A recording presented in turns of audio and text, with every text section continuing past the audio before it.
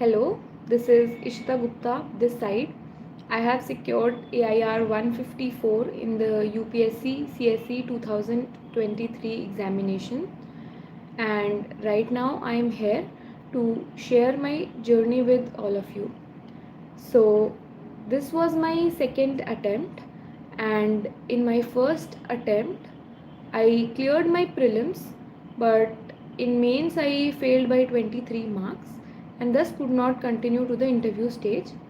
However, in this one, I went through all of the three stages, and the most important one that I felt that helped me boost my score and get this rank was the interview phase.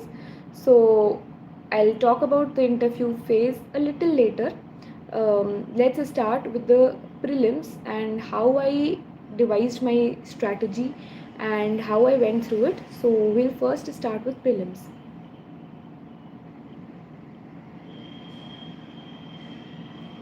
So starting with the prelims phase, first of all, when I started my preparation back in 2020, I did not have separate sessions for mains and prelims.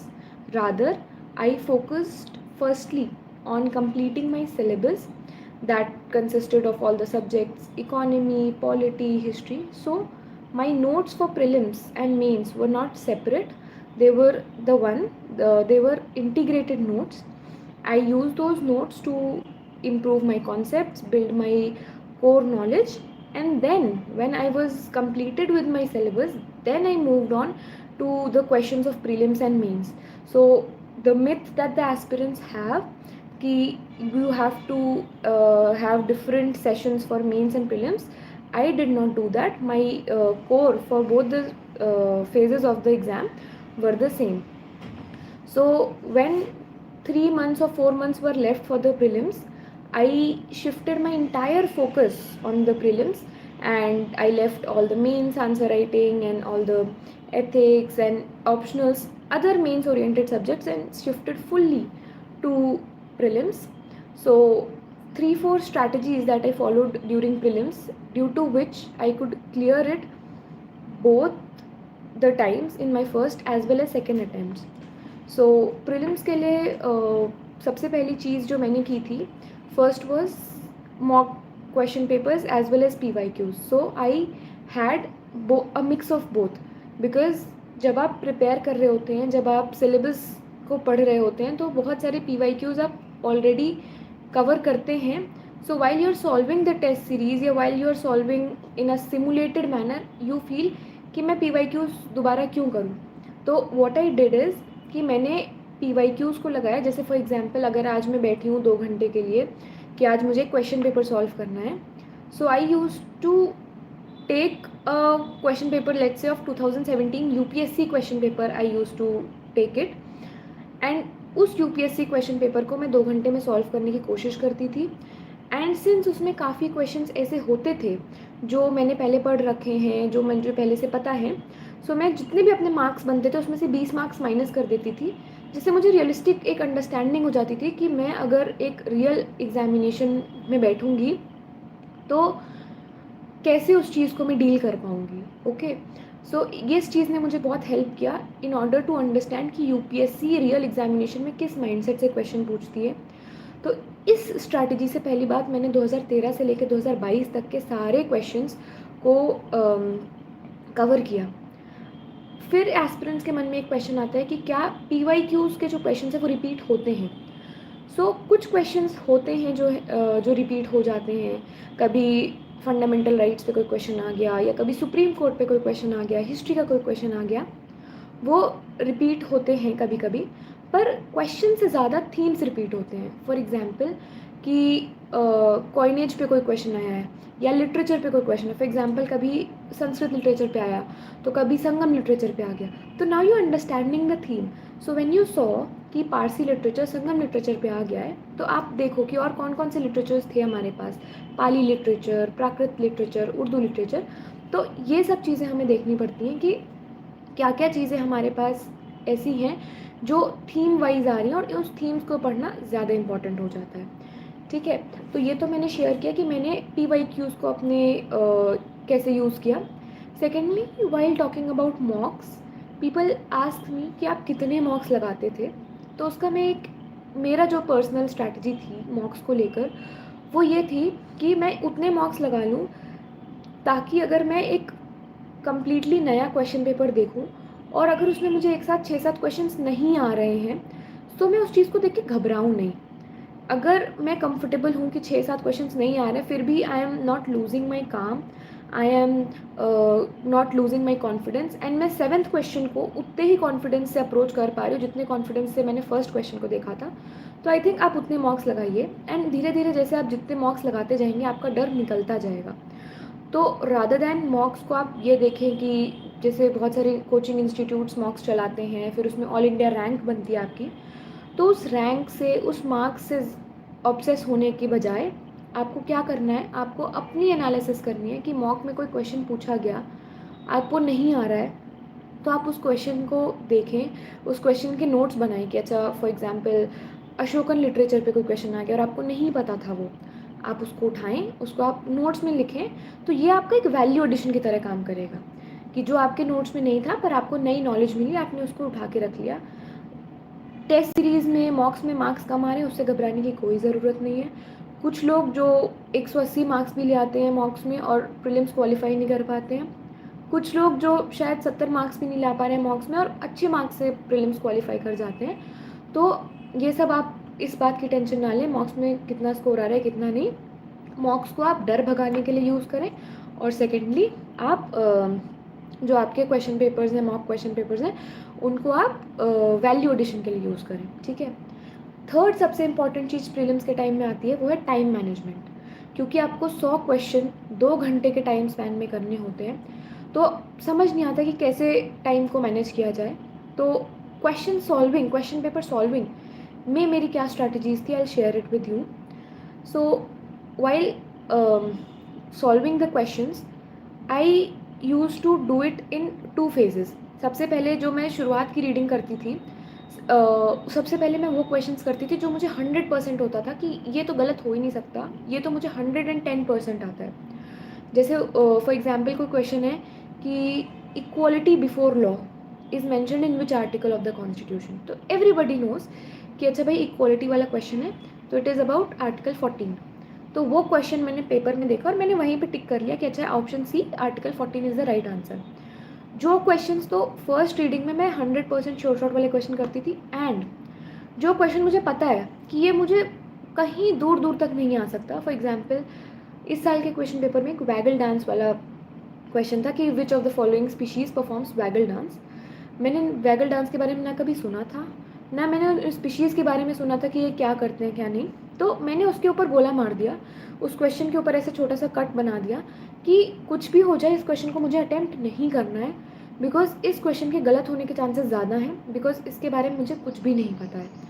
So first reading में मैंने 2 चीज़ें की, जो 100% आते थे उन questions को मैंने अटैम्प्ट कर लिया, और जो बिल्कुल नहीं आते थे उनको पहले ही मैंने क्रॉस करके रख लिया, सो दैट जब लास्ट टाइम में मुझे लगे ना कि और अटैम्प्ट कर लूँ तो मुझे पता है कि ये क्वेश्चन सुसाइडल है मेरे लिए, ये क्वेश्चन को मैंने अटैम्प्ट किया तो 75% चांस है कि नेगेटिव मार्किंग में ही जाएगा। So I saved my negative marking इस तरीके से।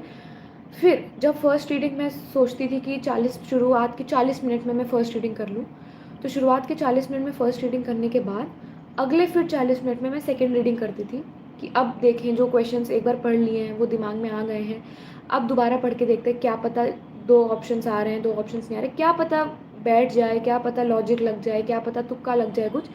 तो इस तरह से एक ही क्वेश्चन को बार बार पढ़ के I tried to solve as many question as possible, but also tried to reduce the number of questions जो मुझे बिल्कुल नहीं आते थे, उनको अटेम्प्ट करने से मैंने बचाने की भी पूरी कोशिश की।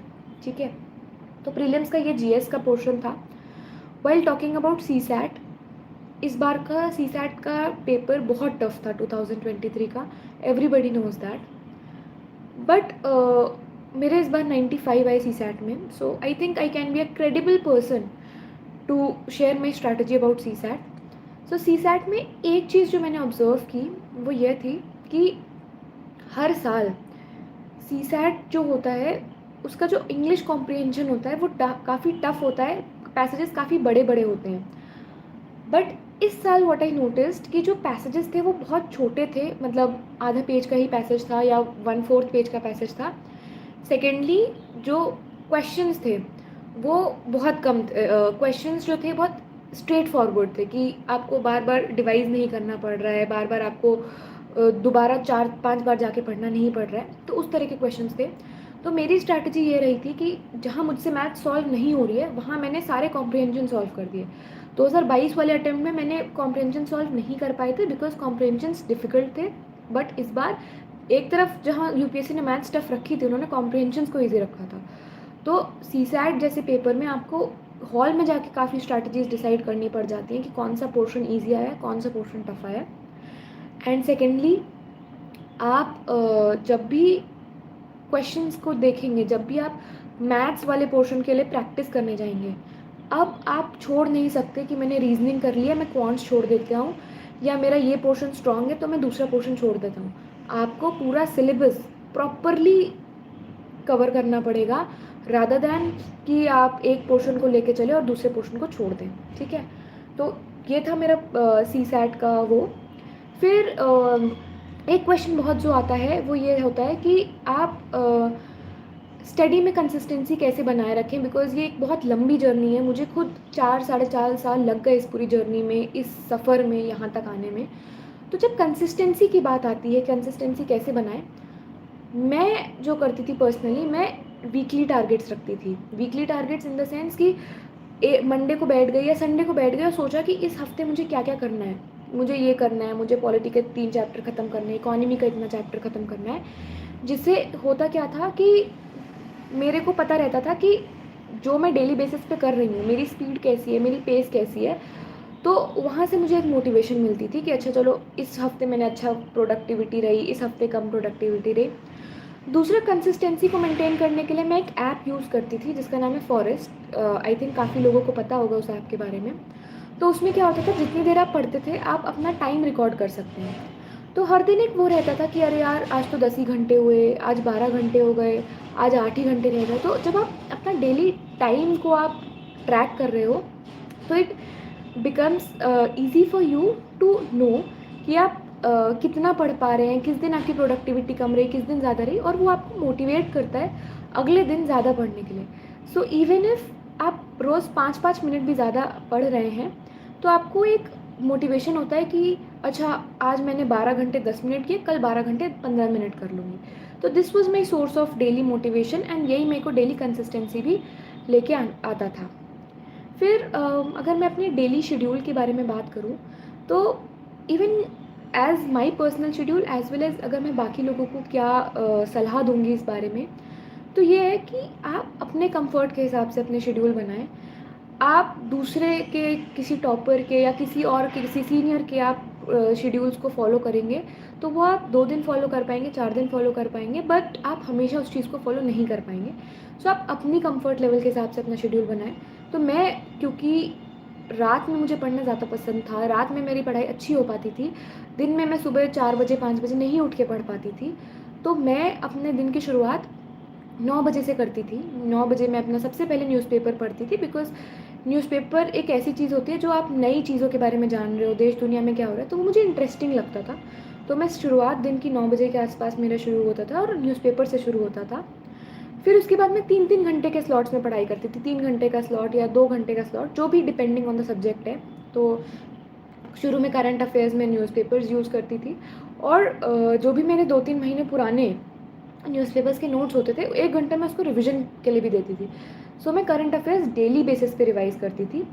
सो फर्स्ट स्लॉट मेरा न्यूज़पेपर का होता था, फिर एक स्लॉट मेरा ऑप्शनल्स का होता था, एक स्लॉट मेरा किसी जीएस सब्जेक्ट का होता था, और अगर टाइम बचता था तो दूसरा जीएस सब्जेक्ट भी मैं उठा लेती थी। तो ऐसे करते करते ऑन एन एवरेज मैं 12 घंटे कोशिश करती थी रोज़ मेरी 12 घंटे की पढ़ाई हो जाए। कभी 10 घंटे होती थी, कभी 14 घंटे होती थी, पर on an average I tried to put 12 hours into the study. तो 9 बजे से शुरू करते करते मेरा दिन रात के 12-1-1:30 बजे तक ख़त्म होता था। तो ओवरऑल मेरा यही शेड्यूल था, जिसमें बीच में मैं कभी कभी अपना वर्कआउट के लिए टाइम निकाल लेती थी, अपने पेट्स के साथ टाइम स्पेंड करने के लिए थोड़ा बहुत टाइम निकाल लेती थी। Okay, so when talking about कि मिस्टेक्स जो लोगों को अवॉइड करनी चाहिए, even in one of the interviews I have already talked about कि जितनी आप अपनी मिस्टेक्स को रियलाइज़ कर पाएंगे, जितना जल्दी आप मिस्टेक्स को रियलाइज़ कर पाएंगे, आप उतना कम अपने अटैम्प्ट्स करते जाएंगे, उतने कम अटैम्प्ट्स में आप क्लियर कर पाएंगे इस एग्ज़ाम को. So when talking about the mistakes जो हमें इस प्रिपरेशन में नहीं करनी है, first mistake I would say is कि आप मल्टीपल सोर्सेज को फॉलो मत करिए. अगर आपको हिस्ट्री पढ़नी है और आपको एक सोर्स पता है कि आप हिस्ट्री के लिए कोई भी एक सोर्स है, आप एन पढ़ रहे हैं, आप किसी टीचर का कोर्स ले रहे हैं, और उस सोर्स को पढ़ने के बाद आपके most of the questions PYQs जो हैं वो सॉल्व हो पा रहे हैं. 100% क्वेश्चंस किसी भी सोर्स से नहीं सॉल्व होंगे. आप एक सोर्स क्या 20 सोर्स लगा लीजिए, 100% क्वेश्चंस आप नहीं सॉल्व कर पाएंगे. सो आप ये देखिए कि अगर आपका एक सोर्स से मैक्सिमम क्वेश्चन सॉल्व हो पा रहे हैं, दैट्स वेल एंड गुड. आप एक ही सोर्स पे स्टिक करिए, उस एक सोर्स को 10 बार पढ़िए, 15 बार पढ़िए, जितनी बार भी, मतलब जितनी भी आपकी जर्नी है. लाइक मैंने 4.5 साल में शायद हर अपने एक सोर्स को, हर अपने एक सब्जेक्ट को 10 से 11 बार पढ़ लिया होगा.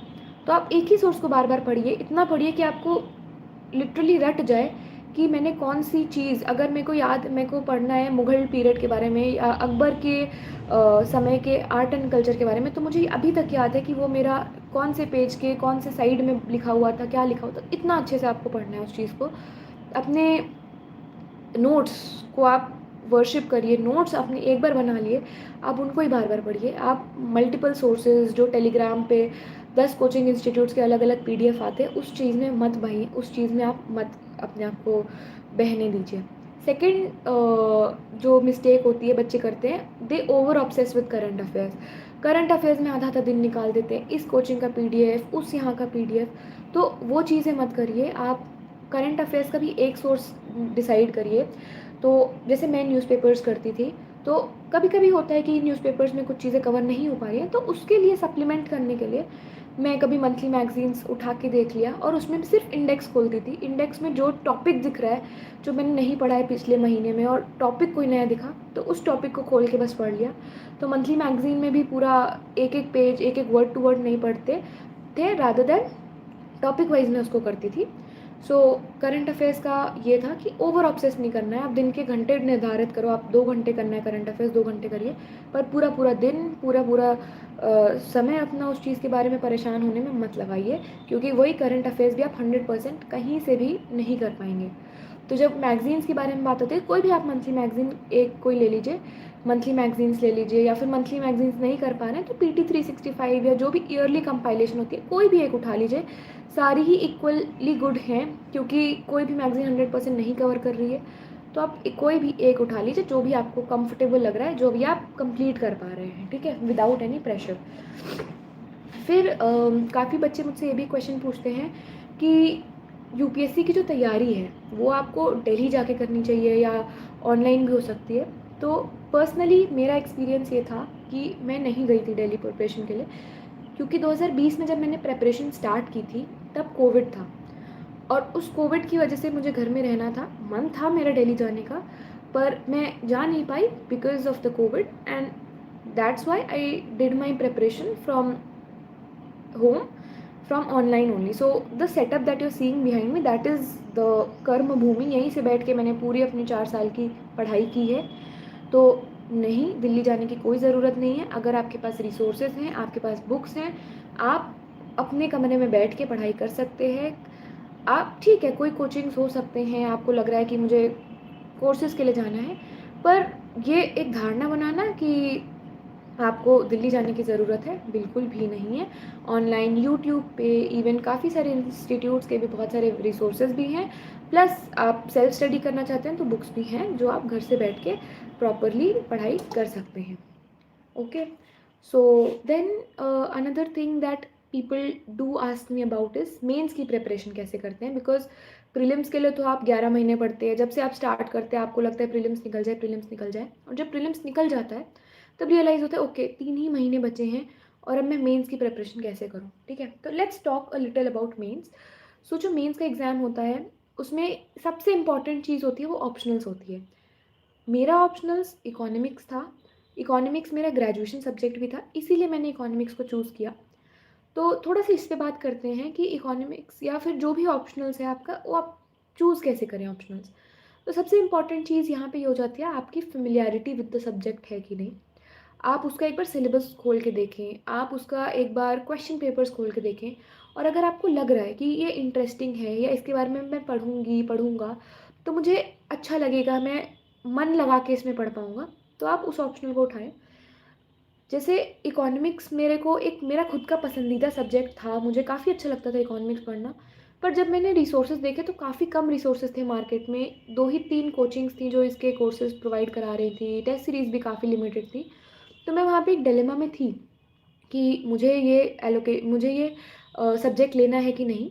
बट देन जब मैंने सिलेबस देखा, मैंने पीवाईक्यूज़ देखे, क्वेश्चंस देखे, तो मुझे कंफर्टेबल लगा। मुझे लगा कि ये ग्रेजुएशन में मैंने थोड़ा बहुत पढ़ा है, थोड़ी बहुत गाइडेंस के साथ, थोड़ी बहुत प्रिपरेशन और प्रैक्टिस के साथ मैं इसको कवर अप कर लूँगी।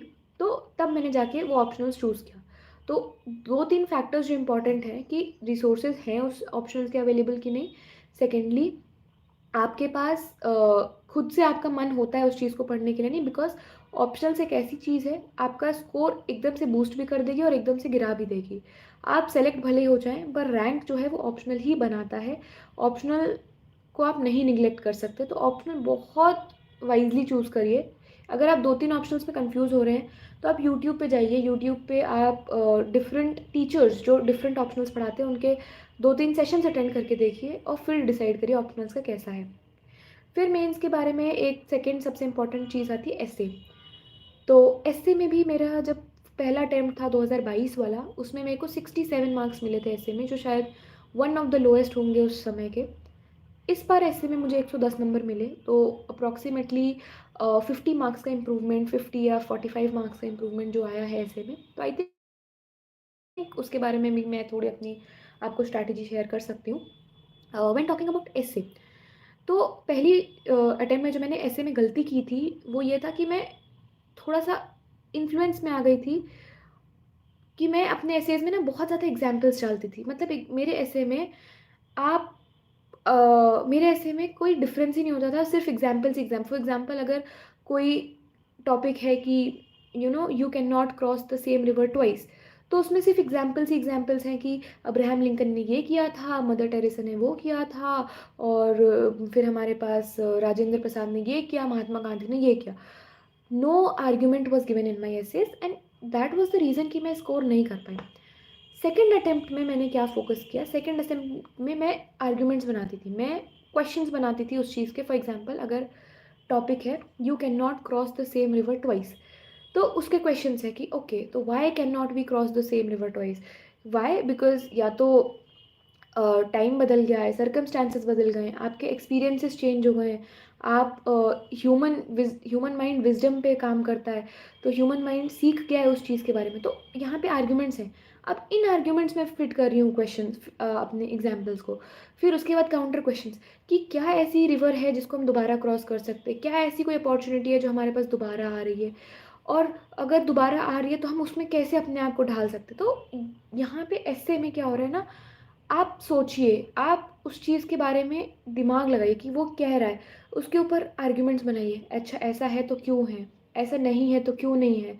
इसके अलावा और क्या-क्या हो सकता है? अगर हम इंडिविजुअल लेवल पे इसको अमल करना चाहें तो हम किस तरह से कर सकते हैं? तो जो शिफ्ट है ऐसे में, वो ये था मेरा कि मैं आर्ग्यूमेंट्स के ऊपर, मैं कोर कॉन्सेप्ट्स के ऊपर ज़्यादा फ़ोकस करती थी और एग्ज़ाम्पल्स को उसके अंदर डालने की कोशिश करती थी। तो दैट वाज़ माय एस्से की स्ट्रैटेजी पर से। फिर बाकी जो सब्जेक्ट्स आते हैं, जीएस 1, 2, 3, 4, उसमें आपको थोड़े से, अगर आप पहले से मेंस ओरिएंटेड नोट्स बना के रखें, तो थोड़ा हेल्प हो जाती है। बिकॉज़ जब आप आर्ट एंड कल्चर पढ़ते हैं तो वो हमसे ये पूछता है कि why does Indian culture have a continuity since other times whereas other civilisations does not have. अब अगर मैं इसका आपको आंसर बताऊँगी तो आपने ये सब कुछ पढ़ा हुआ है, पर अभी जो बच्चा जिसने बिल्कुल ही नया-नया शुरू किया है, अगर वो ये क्वेश्चन सुनेगा वो डर जाएगा। वो कहेगा ये कैसा क्वेश्चन है, ये क्या है? तो इसी के बेसिस पे थोड़े से नोट्स बना के रखो आप। जैसे कंटिन्यूटी ऑफ इंडियन कल्चर मतलब क्या, कि ऋग्वैदिक समय में भी हम हवन करते थे, हम आज भी हवन कर रहे हैं, ठीक है? हम गाय को तब भी पूजते थे, हम आज भी पूज रहे हैं। बुद्धा की जो वर्शिप है, बुद्धा के जो आइडियल्स हैं वो 6th सेंचुरी BC में आए थे। बुद्धा के जो आइडियल्स हैं वो आज भी हैं। तो ऐसा क्या है इंडियन कल्चर में जो तब शुरू हुआ था और आज भी चला आ रहा है?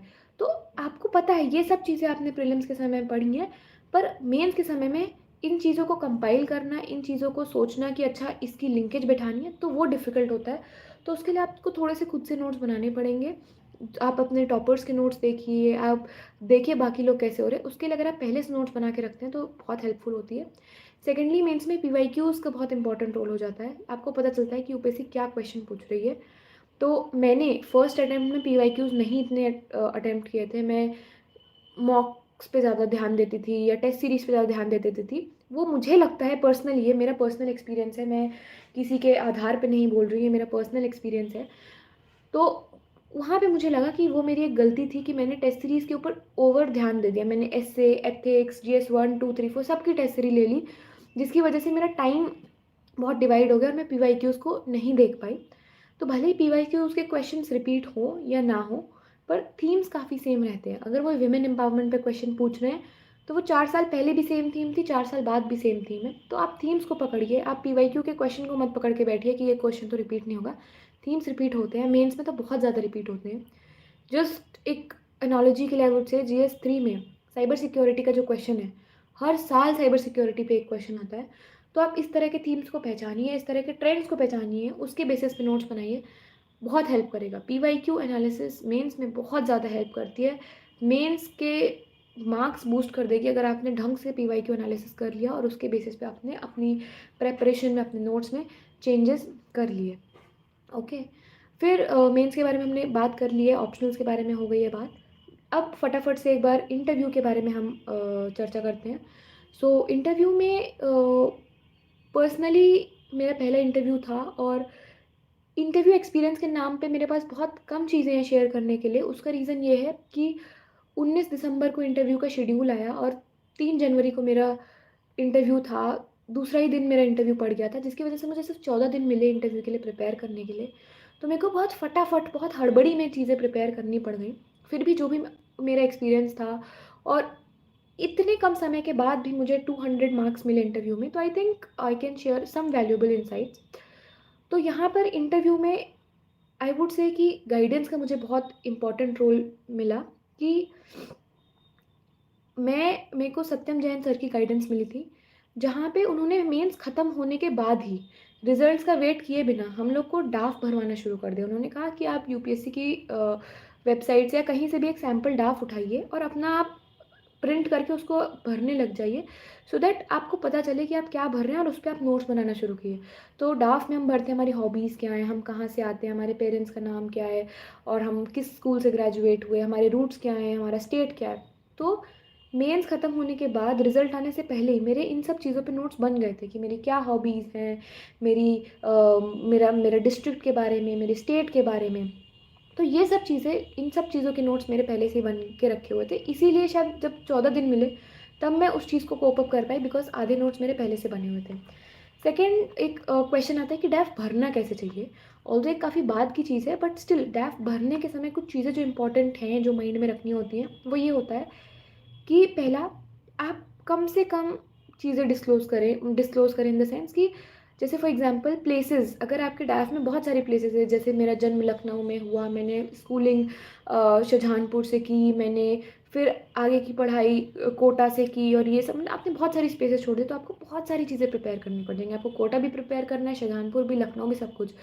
तो try to keep things minimum, कि आप कोशिश करिए। मैं ये नहीं कह रही आप झूठ बोलिए डाफ में, क्योंकि आपको डॉक्यूमेंट सबमिट करने होते हैं, वहाँ पे अगर डिस्क्रिपेंसी होगी तो आपका इश्यूज़ होंगे, बट थोड़ा स्मार्टली भरिए डैफ को। सेकेंडली, जब आप हॉबीज़ के बारे में बात करते हैं या फिर आपने क्या क्या पार्टिसिपेट किया, पोजीशन ऑफ लीडरशिप क्या था, तो वहाँ पे झूठ मत बोलिए।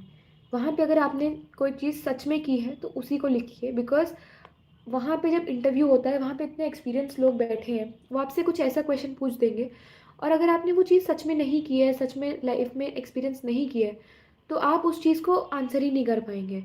कि अगर आपसे मान लीजिए मैंने अपनी हॉबी लिखी थी कुकिंग के ऊपर, और दूसरी हॉबी लिखी थी डॉग्स के साथ टाइम स्पेंड करना, और तो हाँ, ये 2 बेसिक था। तो उन्होंने मुझसे इन दोनों को मिला के क्वेश्चन पूछा। उन्होंने कहा कि आपके पास डॉग्स हैं तो आप उनके डाइट का ध्यान कैसे रखते हैं।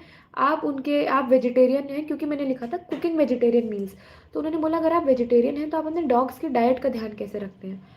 तो अगर मुझे कुकिंग की नॉलेज नहीं है, मुझे न्यूट्रिशन की नॉलेज नहीं है, मुझे डॉग्स के बारे में कुछ नहीं पता है, उनके न्यूट्रिशनल नीड्स के बारे में कुछ नहीं पता है, मैं नहीं कर पाती इस क्वेश्चन को आंसर। बट चूंकि ये मेरी सच में हॉबी थी, मेरे को इन सब चीज़ों के बारे में पता है, तो मैं इस इतने ट्विस्टेड क्वेश्चन को, इतने डिफरेंट से क्वेश्चन को हैंडल कर पाई। तो बिल्कुल झूठ मत लिखिए अपने डाफ में, बिकॉज डाफ में अगर आपको झूठ पकड़ा गया तो बहुत ही नेगेटिव इम्प्रेशन पड़ता है। फिर बात आती है कि अगर हमें क्वेश्चन नहीं आ रहा है तो उसको कैसे डील करना है। आप पहली बात ये मान के रखिए कि ये that is an interview between unequals. आपसे बहुत एक्सपीरियंस लोग बैठे हैं वहाँ पे, तो वो शायद जान के भी ऐसे क्वेश्चंस पूछेंगे जो आपको नहीं आते होंगे। तो आपको बिल्कुल हम्बली सॉरी बोल देना है। आपको बोल देना है कि sorry sir, sorry ma'am, I don't know this answer, I am not aware of it.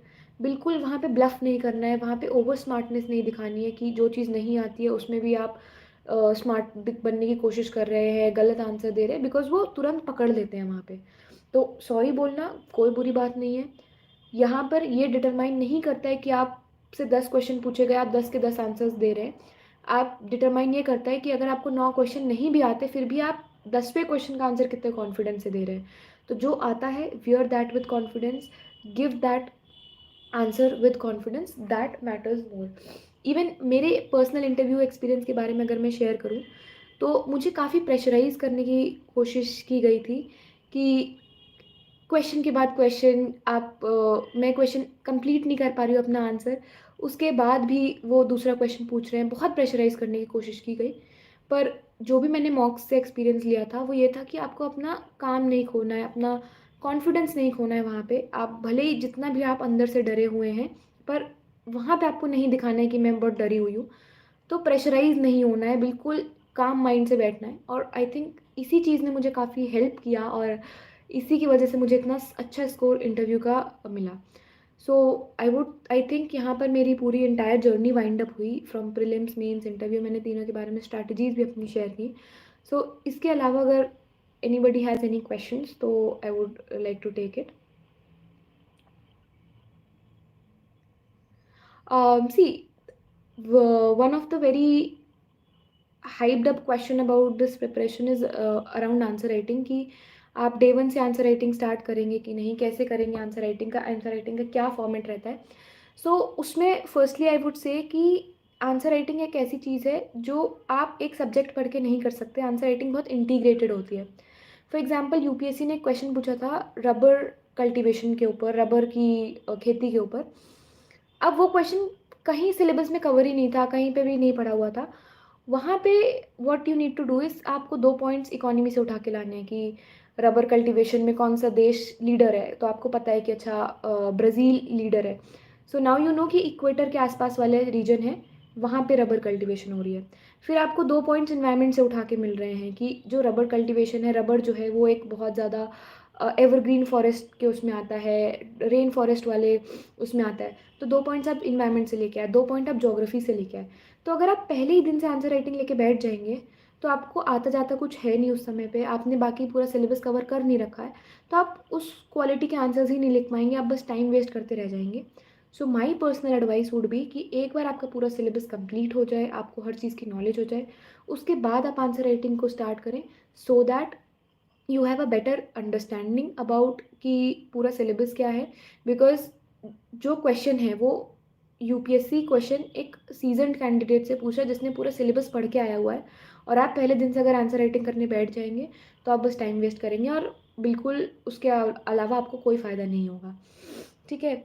फिर एक क्वेश्चन आता है कि रिवीजन की क्या स्ट्रैटेजी होती है जब आप सिलेबस कंप्लीट कर रहे हैं तो एक तरफ तलवार लटकी रहती है कि अरे रिवाइज भी करना है। तो मेरा personal strategy around revision was that मैं कोई भी, जैसे मैंने ऑनलाइन क्योंकि क्लासेस ली थी, मैंने दिल्ली जाके नहीं ली थी। इवन जो लोग ऑफलाइन भी करें वो भी इस स्ट्रैटेजी को अपना सकते हैं। मैं कोई भी क्लास, दूसरी क्लास देखने से पहले, फॉर एग्जांपल पॉलिटी की मैंने आज फर्स्ट क्लास देखी तो सेकंड क्लास देखने से पहले मैं उस फर्स्ट क्लास का रिवीजन ज़रूर करती थी, उसके बिना मैं सेकंड क्लास देखती ही नहीं थी। तो इससे होता क्या था कि मैंने जो चीज़ पढ़ा है वो चीज़ को दोबारा रिवाइज़ कर लिया, वो चीज़ दिमाग में बैठ जाती थी। तो एक रिवीजन मेरा तुरंत क्लास के अगले दिन हुआ, आज क्लास देखी, कल दोबारा क्लास देखने से पहले रिवाइज़ कर लिया। फिर उसके बाद जब मेरा पूरा पॉलिटी ख़त्म हो गया, उसके बाद मैं 3 या 4 दिन निकालती थी नया सब्जेक्ट स्टार्ट करने से पहले, और एक बार उसको रिवाइज़ कर लेती थी ऊपर-ऊपर, नॉट वेरी डीपली, बट ऊपर-ऊपर रिवाइज़ कर लेती थी, क्योंकि वो चीज़ मेरे दिमाग में फ्रेश होती थी, तो उसको टाइम भी ज़्यादा नहीं लगता था, और उसी रिवीजन के साथ-साथ प्रीवियस ईयर क्वेश्चंस प्रीलिम्स के एमसीक्यूज़ वो सॉल्व कर लेती थी। आंसर राइटिंग मैं नहीं करती थी शुरुआत में, मैंने आंसर राइटिंग अपना पूरा सिलेबस होने के बाद ही स्टार्ट की थी, बट प्रीलिम्स के एमसीक्यूज़ वगैरह वो मैं प्रैक्टिस कर लेती थी वहाँ पे जाके। फिर तो ये मेरा रिवीजन का बेसिक स्ट्रैटेजी था। फिर पीपल ऑल्सो डू आस्क कि कितनी बार रिवीजन करना चाहिए? तो इसका भी कोई फिक्स्ड नंबर नहीं है कि मैंने बोल दिया 4 बार रिवीजन करिए और आपने 3 बार किया तो आपका नहीं होगा, ऐसा कुछ भी नहीं है। रिवीजन आप ट्राई करिए जितनी ज़्यादा से ज़्यादा बार हो पाए, और उसके लिए शॉर्ट नोट्स मुझे लगता है काफ़ी हेल्पफुल है, क्योंकि मैं लिख-लिख के रिवीजन करती थी, तो मेरा हर रिवीजन के साथ ना नोट्स तैयार होते जाते थे। For example if I am revising parliament today, so मैं लिख-लिख के रिवाइज़ कर रही हूँ पार्लियामेंट के बारे में, कि पार्लियामेंट ये है, पार्लियामेंट में लोकसभा के बारे में ऐसा लिखा है, राज्यसभा के बारे में ऐसा लिखा है, स्पीकर के पावर्स क्या है, ये सब है। मैं लिख-लिख के रिवाइज़ कर रही हूँ। सो while I am writing about speaker, while I am thinking about speaker, तो मेरे जो ओरिजिनल नोट्स हैं उसमें शायद 4 पन्ने का स्पीकर लिखा है, बट जो मेरे सबसे छोटे नोट्स बनेंगे ना उसमें सिर्फ 2 पेज, या 2 पेज भी नहीं, आधे पेज का स्पीकर पे होगा, कि स्पीकर, स्पीकर की पावर्स के बारे में। जैसे अब मेरे नोट्स में ये नहीं जाएगा कि speaker is the chairman of the Lok Sabha, because this is very obvious, तो अब ये मेरे शॉर्ट नोट्स में नहीं जाएगा। तो शॉर्ट नोट्स जो हैं उसको आप बनाइए। शॉर्ट नोट्स आपको एंड मोमेंट पे रिवाइज करने में बहुत हेल्प होते हैं, तो आप शॉर्ट नोट्स के ज़रिए ज़्यादा चीज़ों को कम समय में रिवाइज कर पाएंगे, स्पेशली दोस्त चीज़ें जो आप ज़्यादा भूलते हैं। फॉर एग्जांपल, अगर आपको लग रहा है कि आप सिटीजनशिप है, या फिर जो भी आपका कोई कोई स्पेसिफिक टॉपिक है आप ज़्यादा भूल रहे हैं, तो उसके शॉर्ट नोट्स थोड़े आप डिटेल में बना लीजिए, तो उस तरह से आप उस चीज़ को कर सकते हैं।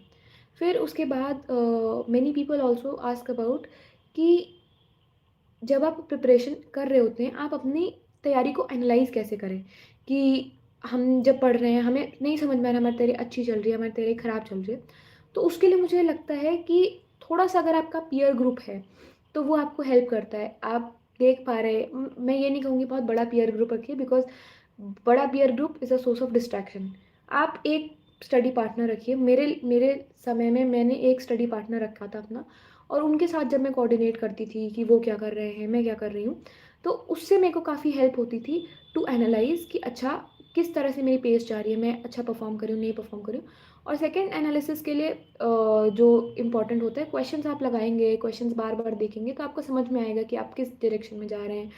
आप कुछ भी ऐसे कभी, जैसे फॉर एग्जांपल मैंने आज हिस्ट्री का, मॉडर्न इंडिया का मैंने गांधी जी का फेज़ कवर किया, तो उसके बेसिस पे मैंने गूगल पे जस्ट सर्च कर लिया क्वेश्चंस ऑन गांधी जी या यूपीएससी, और ऐसे क्वेश्चंस लगा लिए, तो फन भी होता था और रियलाइज़ भी हो जाता था कि किस तरह से हमें करना है। Okay, any other questions?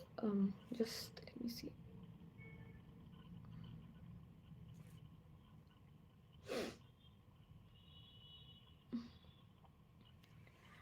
Can one of the question is कि how you are different from people जो सिलेक्टेड हैं और बहुत अच्छे बैकग्राउंड से हैं। अगर यूपीएससी अलाउ कर रहा है people from all the backgrounds to come in to prepare for it, to appear for it, so background does not matter. आप आईआईटी आईएम से हैं, कोई श्योरिटी नहीं है कि आप इस एग्ज़ाम को क्लियर कर पाएंगे। All that matters in this exam is your hard work. आप कितना डेडिकेशन से, कितना परसिवरेंस से अपने आप को कंट्रीब्यूट कर पा रहे हैं इस एग्ज़ाम में, वो ज़्यादा मैटर करता है, रादर दैन आप किस फील्ड से हैं। इट डज़ नॉट मैटर आप आईआईटी से हैं, आप आईआईएम से हैं, आप बहुत अच्छे थे पढ़ाई में, आपने 12th में 98% लेके आए थे। Just be dedicated, be, because आप जब 22-23 साल की उम्र में होते हैं, 25-26 साल की उम्र में होते हैं, इतनी मैच्योरिटी आपको आ जाती है टू अंडरस्टैंड कि अगर मुझे इस चीज़ को क्लियर करना है तो मुझे मेहनत करनी है, किस तरह से मेहनत करनी है। सो बैकग्राउंड का कोई फ़र्क नहीं पड़ता, आप किस बैकग्राउंड से हैं, एजुकेशनल बैकग्राउंड, फाइनेंशियल बैकग्राउंड इस एग्ज़ाम में मैटर नहीं करता। ठीक है, भले ही थोड़ा सा आपको एक एडवांटेज मिल जाए कि आप को रिसोर्सेज के बारे में, आपकी नेटवर्किंग के बारे में, but hard work is the only thing that matters. फिर पीपल ऑल्सो डू आस्क कि वैल्यू एडिशन कौन से सोर्सेज से करना चाहिए। तो when talking about value addition, मैंने वैल्यू एडिशन स्पेशली एक अपना किया था जो करंट अफेयर से मेरा वैल्यू एडिशन होता था, newspapers and monthly magazines. Second source of value addition मेरा था मॉक्स, मतलब टेस्ट सीरीज़, कि कोई भी टेस्ट सीरीज़ में क्वेश्चन फंसा, उसके ऊपर नहीं आ रहे, both for prelims and mains. For example मुझे अभी तक याद है, there was this question in a test series about the concept of khap panchayat, and second question was on concept of pradhanpati और इंडिया में कैसे हम इस चीज़ को इवॉल्व कर सकते हैं, इसको बेटर कर सकते हैं, हटा सकते हैं, जो भी चीज़ें हैं। तो ये दो क्वेश्चंस थे जो मैंने कवर नहीं किए थे, जो मुझे नहीं पता था कि कैसे वो होते हैं, कैसे इसके बारे में मेरे पास नोट्स नहीं थे। सो यहाँ जो मॉक क्वेश्चंस का रोल था, वहाँ पे मेरे को लगा कि मुझे नहीं आता है, मैंने गूगल किया, मैंने ढूंढी चीज़ें और वहाँ से वैल्यू एडिशन किया। तो मैंने क्वेश्चंस को यूज़ किया फॉर वैल्यू एडिशन। प्रीलिम्स में भी जो भी पी वाई क्यूज़ में से नहीं जो भी पी वाई क्यूज़ नहीं हो रहे, for example there was this question कि योग वशिष्ठ को किसके समय में कंपाइल किया गया था, किसके समय में लिखा गया था, और उसका आंसर था अकबर के समय में, ठीक है। तो आपने सिर्फ एक वो देखा कि अच्छा ठीक है, अकबर के समय का literature. What I did was, मैंने उठाया, मैंने कहा बाकी चार एग्जाम्पल, बाकी चार जो ऑप्शन है, हुमायूं है, औरंगजेब है, शाहजहां है, इनके समय में लिटरेचर में क्या हुआ। So you know it's all about moving one step ahead. आपको एक टॉपिक दिख गया कि आपको वो क्वेश्चन नहीं आता योग वशिष्ठ वाला, दैट मीन्स कि आपका मुगल समय का लिटरेचर प्रिपेयर्ड नहीं है। So what you will do is now you will go and see कि बाकी चारों ऑप्शंस क्या हैं, मुगल लिटरेचर में हम क्या कवर कर सकते हैं। Okay, so also people ask कि आप अगर 2025 के लिए अटेम्प्ट कर रहे हैं तो आपके लिए सफिशिएंट टाइम है कि नहीं एज अ बिगनर। तो 2025 का अटेम्प्ट आपका मई में प्रीलिम्स का एग्ज़ाम होगा। So you have full fledged 1 year to go for the 25 attempt, and personally I feel कि इवन 11 महीने की भी प्रेपरेशन इनफ है सिलेबस कवर करने के लिए। आप 3 महीने रख लो अपने ऑप्शनल्स के लिए, और उसके बाद बाकी के 8 महीने या 7.5 8 महीने में आप आराम से अपना पूरा सिलेबस कवर कर पाते हो, गिवन दैट आप कंसिस्टेंट हैं, आप 10 से 12 घंटे लगा रहे हैं, और आप उस चीज़ में आप जो भी मतलब सिलेबस कवर कर रहे हैं उसमें आप देख पा रहे हैं कि कौन सा टॉपिक आपका ईजी है, कौन सा सब्जेक्ट ईजी लग रहा है उसको जल्दी कवर करें, कौन सा सब्जेक्ट डिफिकल्ट है उसमें ज़्यादा टाइम दें। तो yes, you can definitely cover your syllabus with in 11 months 12 months, अगर आप सी एस सी 25 के लिए दे रहे हैं। So all the best for that. Okay, फिर there is this very obvious doubt कि अगर क्वेश्चन नहीं आ रहा है तो कैसे डील करना है। सिंपल, प्रीलिम्स में क्वेश्चन नहीं आ रहा है, बिल्कुल ही नहीं आ रहा है, मतलब एक होता है कि आपने क्वेश्चन देखा और आपको 2 ऑप्शन आ रहे हैं, 2 ऑप्शन नहीं आ रहे हैं, वहाँ पे आप थोड़ा लॉजिक लगा सकते हैं, वहाँ पे आप रिस्क ले सकते हैं, वहाँ पे भी आपको कैलकुलेटेड रिस्क लेने हैं। दूसरा होता है कि बिल्कुल ही नहीं आ रहा है, जैसे I talked about vagal dance, जिसके बारे में मुझे कुछ भी नहीं पता था, उन चारों स्पीशीज़ के बारे में मुझे कुछ नहीं पता था। ऐसे क्वेश्चंस जो बिल्कुल नहीं आते हैं, उसमें आंख बंद करके आपको वो क्वेश्चंस छोड़ने हैं प्रीलिम्स में, because these questions are obvious for negative marking. ऐसे क्वेश्चन बनाए इसीलिए जाते हैं कि भाई 80% बच्चों को नहीं आते होंगे, और अगर इन्होंने क्वेश्चन अटैम्प्ट किया तो नेगेटिव मार्किंग में जाएंगे। दीज आर एलिमिनेटरी क्वेश्चंस, इन क्वेश्चंस को आपको नहीं करना है, नहीं आता, बिल्कुल ही नहीं आता, छोड़ दीजिए प्रीलिम्स में। आपको ये पीएचडी नहीं करनी है, आपको मास्टरी नहीं करनी है इस सब्जेक्ट में, इस उसमें आपको जस्ट दूसरों से बेहतर परफॉर्म करना है। तो avoid negative marking and leave those questions which you know nothing about. Mains में थोड़ा चीज़ डिफरेंट हो जाती है, बिकॉज मेंस में एक एक मार्क्स मैटर कर जाता है। अगर आपको लग रहा है कि मैंने 4 लाइनें भी लिख दी और मुझे आधा नंबर भी मिल गया, उस आधे नंबर की भी बहुत वैल्यू होती है मेंस में।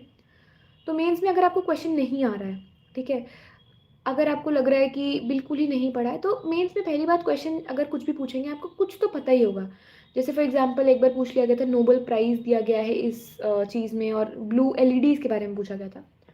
ब्लू एलईडीज़ के बारे में नहीं पता कुछ भी, फिर भी एलईडी के बारे में कुछ पता है, कुछ भी पता है, या ब्लू लाइट का क्या इफेक्ट होता है, कुछ भी पता है आपको, आप उसमें जितना भी आपको आता है आप उसको लिखिए। आप एक एवरेज, एक अच्छा आंसर जो आपको आता है उसको लिखने में अगर आप 7 मिनट ले रहे हैं, तो जो आंसर आपको नहीं आता है उसको लिखने में आप 7 मिनट मत दीजिए, जितना भी आता है आपको 2 मिनट में 3 मिनट में लिखिए, ख़त्म करिए, आगे बढ़िए।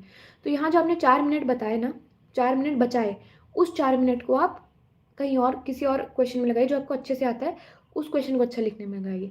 तो यहाँ पे आपने उसको छोड़ा भी नहीं और इसमें टाइम सेव करके आपने दूसरे क्वेश्चन के लिए बचा लिया, ठीक है। फिर क्योंकि मेरा इकोनॉमिक्स ऑप्शनल्स था, तो इकोनॉमिक्स इन जनरल मुझे जीएस के लिए इकोनॉमिक्स में मुझे बहुत डिफ़िकल्टीज़ नहीं हुई। Still when talking about GS I will share my source कि मैंने इकोनॉमिक्स कहाँ से किया, बिकॉज इकोनॉमिक्स एक ऐसा एरिया है जो बच्चों को बहुत परेशान करता है। सो इकोनॉमिक्स के लिए व्हाट आई डिड वाज, मैंने मृणाल सर का कोर्स फॉलो किया था, उन्हीं के नोट्स फॉलो किए थे। ऑल्दो क्योंकि मृणाल सर का कोर्स बहुत बल्की हो जाता है, मतलब 1000 या 1200 पेजेस का उनका पूरा मटेरियल आता है, इतना मोटा उनका मटेरियल होता है, तो जिसकी वजह से उसको बार बार रिवाइज़ करना बहुत डिफ़िकल्ट होता था। तो जैसे मैंने बात की शॉर्ट नोट्स की, तो मैंने उनके भी शॉर्ट नोट्स बनाए थे, उनके नोट्स के भी शॉर्ट नोट्स बनाए थे और उन शॉर्ट नोट्स को बार बार किया था। बट मेरा जो कोर, जो मेरा यू कैन से कि मेरा जो सोर्स था, वो वन सोर्स जो था उस इकोनॉमिक्स के लिए, दैट वाज मृणाल सर का कोर्स, एंड उसी से डिराइव्ड मेरे खुद के शॉर्ट नोट्स होते थे। एंड जो भी वैल्यू एडिशन होनी थी वो मैंने करंट अफेयर्स वगैरह से कर ली थी। सो इकोनॉमिक्स के लिए that was my single source. Then अगर आप बुक लिस्ट के बारे में बात करेंगे तो मैंने सारे स्टैंडर्ड सोर्सेज ही फॉलो किए थे। मैंने कोई भी ऐसा नहीं है नया चीज़ पढ़ी या फिर कोई एक्स्ट्रा ऑर्डिनरी चीज़ पढ़ ली, मैंने कुछ नहीं। पॉलिटी के लिए लक्ष्मीकांत, हिस्ट्री के लिए एनसीईआरटीज़, स्पेक्ट्रम, वही स्टैंडर्ड सोर्सेज हैं। फिर अगर आप बात करोगे इकोनॉमी के लिए मृणाल सर का कोर्स, इन्वायरमेंट के लिए मैंने सुदर्शन गुर्जर सर का कोर्स किया, ज्योग्राफी के लिए एनसीईआरटीज़। तो जो स्टैंडर्ड सोर्सेज अगर आप गूगल भी करोगे वही same standard source, nothing new, all दो स्टैंडर्ड सोर्सेज। फिर एक क्वेश्चन आता है कि how to improve your answer writing from beginning, कि आंसर राइटिंग में because obviously nobody is perfect in answer writing, कैसे इम्प्रूव करना है। आई फील मैंने जो चीज़ इम्प्रूव आंसर राइटिंग को इम्प्रूव करने के लिए की थी वो मैंने टॉपर कॉपीज़ पढ़ी थी। बुक टेलीग्राम पे आपको अबंडेंस में टॉपर्स कॉपीज़ मिलेंगी। Try to choose those toppers जिनके बहुत अच्छे मार्क्स आए। फॉर एग्जाम्पल एथिक्स के लिए आई रेफर्ड विशाखा यादव मैम, जो 2017 की टॉपर है, उनके 167 आए थे एथिक्स के, शायद अभी तक के हाईएस्ट हैं। तो उनको मैंने यूज़ किया था। तो वो उनके क्वेश्चंस देखती थी मैं, उनके क्वेश्चंस पढ़ती थी, देखती थी कि उन्होंने कैसे लिखा है, इंट्रोडक्शन कितना बड़ा लिखा है, एग्जाम्पल्स कैसे यूज़ कर रही हैं वो, कितने आर्ग्यूमेंट्स लिख रही हैं, कितनी हेडिंग्स बना रही, उसको एनालाइज करती थी मैं। और फिर सेम क्वेश्चन को खुद से लिखने की कोशिश करती थी कि अच्छा अगर मैं ये क्वेश्चन लिखूँगी तो मैं कैसे लिखूँगी। तो जो लोग सक्सेसफुल हो चुके हैं, जिनकी स्ट्रैटेजीज़, जिनके तरीके सक्सेसफुल हो चुके हैं, उनसे सीखना was a very good value addition to my answer writing. Okay, so फिर जी एस थ्री एक ऐसा एरिया है जहाँ पे मार्क्स भी नहीं मिलते हैं और सबसे बड़ा एरिया है कि इसमें इन्वायरमेंट है, economy, disaster management, internal security, बहुत सारे टॉपिक्स हैं और नंबर भी नहीं मिल रहे हैं। तो उसके लिए आप क्या कर सकते हैं कि कुछ तो नंबर मिल जाए। जीएस थ्री के लिए मेरा वही सोर्सेज और स्ट्रैटेजी यही थी। जीएस थ्री में मैंने टॉपिक वाइज नोट्स बनाए थे। फॉर एग्जांपल मैंने सिलेबस डाउनलोड किया यूपीएससी की वेबसाइट से, सिलेबस देखा, तो उसमें अगर दिया हुआ है कि food processing challenges and opportunities, same heading डाली, फूड प्रोसेसिंग इंडस्ट्रीज़, चैलेंजेस क्या है 10 चैलेंजेस लिखे, अपॉर्चुनिटीज़ क्या है 5 अपॉर्चुनिटीज़ लिखी। पूरा का पूरा सिलेबस जीएस थ्री का डिट्टो उठा के मैंने नोट्स बनाए अपने। साइबर सिक्योरिटी पे नोट्स बनाए, cyber security potential threats, cyber security types. तो what I did was I used the syllabus to create notes and PYQs. PYQs, when you analyze the PYQs of GS3, you will see कि वही syllabus की पूरी headline उठ के आ रही है आपके आंसर क्वेश्चंस में। तो PYQs and syllabus plays a very important role in GS three. अगर आप उसको ढंग से एनालाइज कर पा रहे हैं, आप काफ़ी कुछ, मतलब जीएस थ्री का तो काफ़ी पेपर आप हद तक प्रेडिक्ट कर पाएंगे, अप टू 30 to 40% आप प्रेडिक्ट कर पाएंगे कि जीएस थ्री का क्या क्वेश्चंस आ रहे हैं, किस तरह से। तो अगर आप उस चीज़ को पहले से प्रिपेयर करके जाएंगे, आपके पास हेडिंग्स, आपके पास डेटा, आपके पास फैक्ट्स, आर्ग्यूमेंट सब पहले से रेडी हैं, तो आपको ईजी रहेगा। सेकेंड, जीएस थ्री में डेटा का बहुत इंपॉर्टेंट रोल हो जाता है। बजट का डेटा है या करंट अफेयर्स का डेटा है, डिजास्टर हो रहे हैं तो कितना प्रतिशत area of India is prone to which disaster, landslide में 30% एरिया प्रोन है, लैंड डिग्रेडेशन में UN CCD कहता है 33% of the global land degraded है। तो इस तरह का अगर आप डेटा यूज़ करेंगे तो वो काफ़ी हेल्पफुल होता है। फिर समबडी आस्क्स कि 2023 का प्रीलिम्स जीएस कैसे डिफरेंट था बाकी टाइम से, और 25, 26, 24 के लिए हम कैसे अपनी स्ट्रैटेजीज को चेंज कर सकते हैं। देखिए, जब मैं भी पेपर देने गई थी 2022 का और 2023 का बहुत डिफरेंस था। मुझे भी नहीं पता था कि कैसा डिफरेंस है, क्या होगा या मैं कैसे हैंडल करूँगी। तो कुछ चीज़ें ऐसी होती हैं जिनको आप प्री डिटरमाइन नहीं कर सकते हैं, वो आपको एट दैट मोमेंट जाके हैंडल करनी पड़ती हैं। तो वहाँ पे जैसे मैंने बताया, मॉक्स का एक काफ़ी इंपॉर्टेंट रोल मेरे स्ट्रैटेजी में, मेरे प्रिपरेशन में ये रहा कि जब मैं मॉक सॉल्व करती थी तो मुझे डर निकल गया था कि 4 क्वेश्चन नहीं भी आते हैं तो मुझे 5वें क्वेश्चन से अब डर नहीं लग रहा है। तो वो चीज़ ने मुझे थोड़ा हेल्प किया कॉन्फिडेंस बिल्ड करने में कि अगर मेरे से 4 क्वेश्चन नहीं हो रहे हैं जीएस के, तो मैं 5वें क्वेश्चन में घबरा नहीं रही हूँ। दूसरी चीज़, आप इस बेसिस पे मत जाइए कि यूपीएससी क्या चेंज करेगा, क्या चेंज नहीं करेगा, कैसे क्वेश्चन आएँगे, बिकॉज़ ये आपके हाथ में है नहीं। आप कितना भी सोच लें, आप यूपीएससी के लेवल तक सोच ही नहीं पाएँगे, तो इसमें टाइम ना वेस्ट करें। डिफरेंट टाइप के क्वेश्चंस लगाएँ, 1 ओनली, 2 ओनली, 3 ओनली, 4 ओनली, इस टाइप के भी क्वेश्चंस लगाएँ और A and B and C and D, इस तरह के भी क्वेश्चंस लगाएँ। डिफरेंट टाइप के क्वेश्चंस लगाएँ, नॉलेज पे फोकस करें एंड सेकेंडली आप स्ट्रैटेजीज़ बनाएँ कि मुझे आप टाइम मैनेजमेंट स्ट्रैटेजीज़ के ऊपर ज़्यादा फोकस करें कि मुझे कितनी देर में कितने क्वेश्चंस कंप्लीट करने हैं, कितने देर में कितनी बार क्या करना है, वो ज़्यादा इंपॉर्टेंट हो जाता है बिकॉज़ काफ़ी कुछ आप एग्ज़ाम हॉल में जाते हैं उसके बाद डिसाइड होता है, रादर दैन आप पहले से सोच के जाएँ कि इस तरह का क्वेश्चन आएगा, किस तरह का क्वेश्चन आएगा, ठीक है? फिर एक और क्वेश्चन मुझे दिखा था अभी जो किसी ने पूछा था कि एनवायरनमेंट के लिए सोर्सेज़ क्या हैं? क्योंकि इंडियन फॉरेस्ट सर्विसेज का भी जो एग्ज़ाम है वो इसी के साथ होता है, तो ऑब्वियस है कि एनवायरनमेंट थोड़ी सी टफ भी आती है और एनवायरनमेंट का जो क्वेश्चंस का नंबर है वो भी काफ़ी इंक्रीज़ हुआ है। तो पर्सनली अभी तक मुझे अपने 4 साल की प्रिपरेशन में एनवायरनमेंट का कोई भी एक एक प्रॉपर सोर्स नहीं मिला है कि भाई यहाँ से पढ़ लो और एनवायरनमेंट हो जाएगी। तो एनवायरनमेंट के लिए मैं पर्सनली यही करती थी कि पहले अपना जो भी स्टैटिक है, शंकर आईएएस की बुक है या जो भी है, आप वहाँ से कंप्लीट कीजिए। सारे कन्वेंशन हैं, basal convention, Montreal protocol, Vienna convention, ozone के जितने भी हैं, क्लाइमेट चेंज, किगाली और एनीथिंग जो भी है आपके, ठीक है? उसके बाद आप जब ये स्टैटिक आपने कवर कर लिया, उसके बाद आप करंट अफेयर्स, एनवायरनमेंट में करंट अफेयर्स थोड़ा-सा इम्पोर्टेंट हो जाता है कि क्या चल रहा है, क्या कौन-सा केमिकल न्यूज़ में है, कौन-सी चीज़ बैन हुई है, कौन-सी स्पीशीज़ न्यूज़ में, उसके लिए आप एनवायरनमेंट देख सकते हैं। उसके लिए आप एनवायरनमेंट के करंट अफेयर्स या पीएमएफआईएएस की मैंने जो भी करंट अफेयर्स की पीडीएफ थी वहाँ वो मैंने यूज़ की। ऑल्दो बहुत सारे क्वेश्चंस मेरे नहीं निकले उसमें से ऑब्वियसली, क्योंकि कोई भी सोर्स आप 100% गारंटी नहीं देता है, but still it really help me cover the current affairs portion. आप इन्वायरमेंट नहीं कवर कर पाएंगे बिकॉज वो इतना डाइवर्सिफाइड सोर्सेस आता है, बट स्टिल थोड़ा बहुत आप कर सकते हैं। फिर एक क्वेश्चन आता है कि डिस्ट्रैक्शन से कैसे बचना चाहिए। सो डिस्ट्रैक्शन से बचने का सबसे इम्पॉर्टेंट जो स्टेप है वो है कि सबसे पहले आप सोशल मीडिया को कम करिए लाइफ में। इंस्टाग्राम पे हैं आप, यूट्यूब स्क्रॉल करे जा रहे हैं आप, टेलीग्राम पे घंटों बिता रहे हैं, उसको आपको कम करना पड़ेगा। आप बाहर से किसी को नहीं सोच सकते कि बाहर से कोई आएगा और आपको एक मंत्र बता देगा कि आपने इस मंत्र का जाप कर लिया और आपकी ज़िंदगी से सारा डिस्ट्रैक्शन ख़त्म। Things do not work like that. आप 22, 23, 24, 25 साल के मैच्योर अडल्ट्स हैं, सो यू नो कि किस समय किस चीज़ को प्रायोरिटी देना है। सोशल मीडिया को अवॉइड करें जितना ज़्यादा से ज़्यादा हो पाए। ठीक है, सोशल मीडिया, व्हाट्सएप हो गया, टेलीग्राम हो गया, यूट्यूब हो गया, आपको चाहिए होता है कि आपको इम्पॉर्टेंट वीडियोस देखने हैं, रिसोर्सेज हैं, लेक्चर्स हैं, ठीक है, आप उसके लिए यूज़ करिए। बट उन लेक्चर्स की आड़ में आप जाके वेब सीरीज़ देख रहे हैं, वो सब करें, वो आपको सेल्फ अकाउंटेबिलिटी, सेल्फ कंट्रोल लेके आना पड़ेगा इन चीज़ों से बचने के लिए। तो डिस्ट्रैक्शन से बचना खुद से करना पड़ेगा। आप अपने फ़ोन में टाइमर लगाइए, अगर आप यूट्यूब भी यूज़ करें 30 मिनट्स का टाइमर लगा लिए, 15 मिनट्स का टाइमर लगा लीजिए। फ़ोन की यूजेज को कम करिए।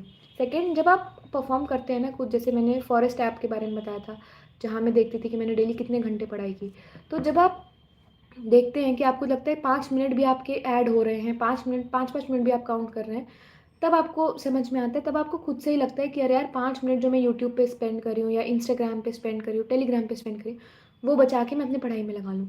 तो आपकी खुद की अकाउंटेबिलिटी होती है, वही आपका सबसे बड़ा सोर्स होता है। Okay, so then people also asked कि हिस्ट्री के लिए कौन सी बुक्स यूज़ करें। सो हिस्ट्री के लिए when it comes to ancient history, ancient medieval and modern, ancient medieval and art and culture, NCERTs काफ़ी अच्छा सोर्स हो जाते हैं। एनसीईआरटीज़ आर्ट एंड कल्चर की भी काफ़ी अच्छी है, नितिन सिंघानिया आप यूज़ करो, मतलब जो भी स्टैंडर्ड्स होते हैं, मैंने लिटरली कोई भी नए सोर्सेज को नहीं यूज़ किया था। When it comes to modern history, use a spectrum, basic notes आप बनाओ, उसके बाद आप वैल्यू एडिशन करो PYQ से, मॉक के क्वेश्चन से, आप कहीं किसी कोई मटेरियल आपको देखा, आपको अच्छा लगा, जो भी आपको लग रहा है आप वैल्यू एडिशन करो, बट बेसिक सोर्सेज सबके सेम ही रहते हैं, कोई नया सोर्स नहीं है. फिर one question comes that you are a beginner and it takes much time in googling the vocabulary of newspapers. ठीक है, तो ज़रूरी नहीं है कि आप एक एक चीज़, अगर फॉर एग्जांपल कोई बहुत ही डिफ़िकल्ट वर्ड आया है या फिर कोई बहुत ही भारी भरकम शब्द आ रहे हैं न्यूज़पेपर्स में, आपको न्यूज़पेपर रटने नहीं है. आपको न्यूज़पेपर्स बिल्कुल ऐसे नहीं है वर्ड टू वर्ड आपको नोट्स बनाने हैं. अगर आप एक पैराग्राफ पढ़ते हैं और उसमें से 3 वर्ड्स आपको नहीं भी आ रहे हैं, फिर भी आप पूरे पैराग्राफ का क्रक्स बना पाने कि अच्छा ये बोलना चाह रहा है, ये ओवरऑल इसका मतलब है. तो कोई ज़रूरत नहीं है आप हर एक वर्ड का मीनिंग निकालने जाएँ. आप पूरा बस एक मीनिंग देख लें कि ये आर्टिकल ये कहना चाह रहा है, इस आर्टिकल का टोटल क्रक्स ये है. There is no need to go and Google every time for every meaning.